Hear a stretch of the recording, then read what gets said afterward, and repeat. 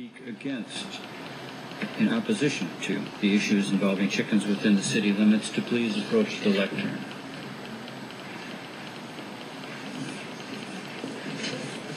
Good evening.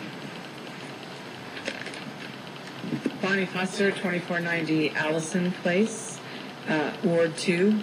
I'd like to place a compliment first to Sean Johnson for putting this out there so that some of his constituents could learn about this and be able to put in some input.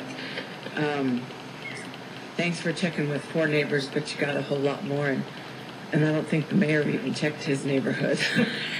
But anyway, I'm listening to all these people talk about how wonderful chickens are and that they don't smell and they don't do this and they don't do that. I grew up on the farm, and I don't know what kind of chickens they're raising, but ours didn't do that. We had the smell, and they're running everywhere, and they make a whole lot of noise. And I don't want that noise and that smell in my neighborhood.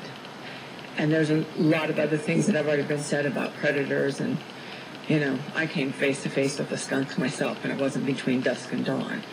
But that being said, I have 2 dogs.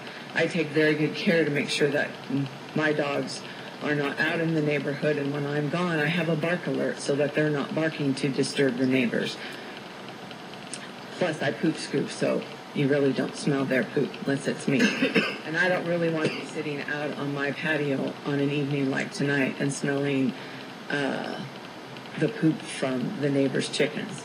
But I think something else that you all need to sit and think about is we've already got bees. People are pushing for chickens. What's next?